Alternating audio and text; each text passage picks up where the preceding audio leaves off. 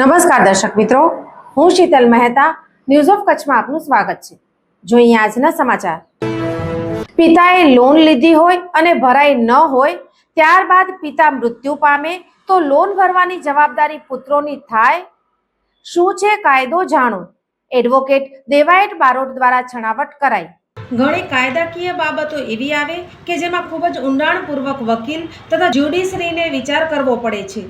સવાલ એવો આવ્યો કે જો પિતાએ લોન લીધી હોય અને તે ચૂકવ્યા વિના મૃત્યુ પામે તો શું પુત્રને આ લોનની રકમ ચૂકવવી પડે? શું કહે છે કાયદો? સમગ્ર બાબતે કચ્છના પ્રખ્યાત એડવોકેટ દેવાયત બારોટે ચર્ચા કરી.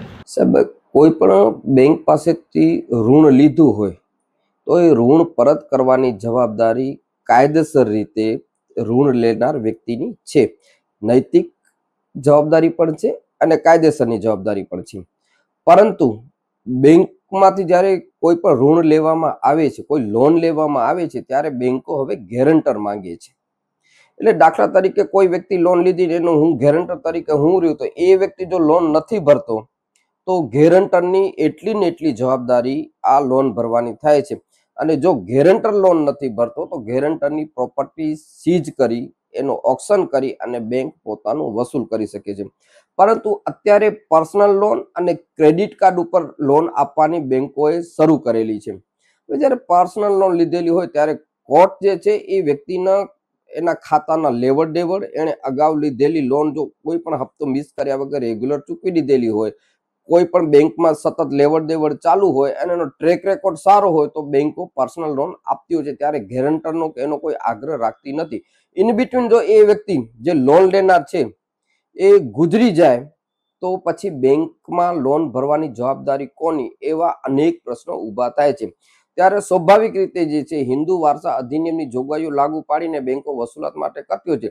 પરંતુ લોન લેનાર વ્યક્તિની કોઈ પ્રોપર્ટી નથી તો પછી એના દીકરા ઉપર કાયદેસર લોન ભરવા માટેનો કોઈ પણ દબાણ કે કોઈ પણ કાર્યવાહી બેંક કરી શકતી નથી, સિવાય કે જો દીકરો ગેરંટર તરીકે હોય તો દીકરાની જવાબદારી થાય છે.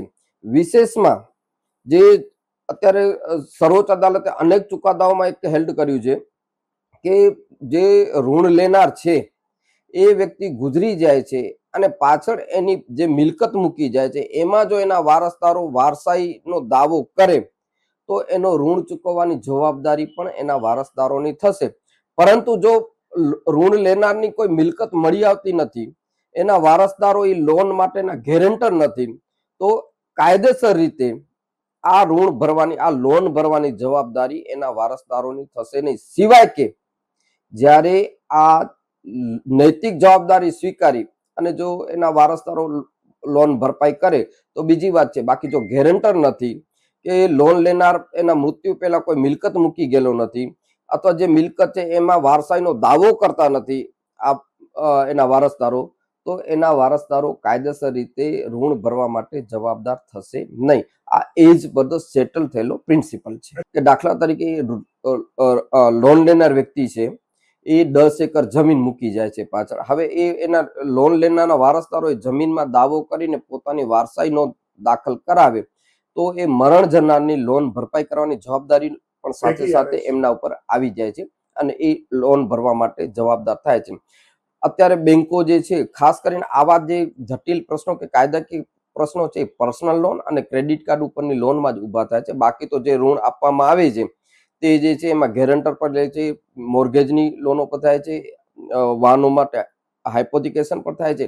પણ જ્યારે પર્સનલ લોન કે ક્રેડિટ કાર્ડ ઉપરની જે લોન છે એમાં આવા કાયદાકીય પ્રશ્નો ઊભા થાય છે અને તેમાં આ સેટલ થયેલો પ્રિન્સિપલ છે કે જો વારસદારો જે છે એ મરણ જનારની મિલકતની વારસાઈનો દાવો કરતા આવે તો એનો ઋણની જવાબદારી પણ એમના ઉપર આવી જાય છે અને એ ભરવા માટે કાયદેસર રીતે હકદાર થતા હોય છે. આમ બાપ ઉપરનું લેણું હોય તો પુત્રએ કયા સંજોગોમાં ચૂકવવાનું થાય તેની ચર્ચા થઈ. શ્રીમદ ભાગવત સપ્તાહ જ્ઞાન યજ્ઞ પરમ પૂજ્ય શ્રી હિતેશ મહારાજ, મહાલક્ષ્મી ધામ, ભુજ. કથા પ્રારંભ ચૈત્રવદ સાતમ તારીખ 20/4/25, રવિવારથી ચૈત્રવદ 13/14 તારીખ 26/4/25, શનિવાર, સમય 8:30 થી 11:30 અને બપોરે 3:30 થી 6:30 રહેશે. નારાયણ યજ્ઞ 27/4/2025. સર્વે ભાવિક ભક્તોને કથા શ્રવણમાં લાભ લેવા નિમંત્રણ. શ્રી સ્વામિનારાયણ મંદિર, ગામ ઉમૈયા, રાપર, કચ્છ મધ્યે શ્રીમદ ભાગવત સપ્તાહ જ્ઞાન યજ્ઞ. સોફ Kutch power by Opal electronics, LG best shop, Vijaynagar road Bhuj, Rambagh road Adipur. Power by KC jewellers, latest fashion ડિઝાઇનના ઓર્નામેન્ટ્સનો વિશ્વાસપાત્ર શોરૂમ, હોસ્પિટલ રોડ ભુજ. દર્શક મિત્રો, આજે તારીખ 18 એપ્રિલ 2025. આ હતા આજના સમાચાર. આવતીકાલે ફરી મળીશું. ત્યાં સુધી મને રજા આપશો. નમસ્કાર.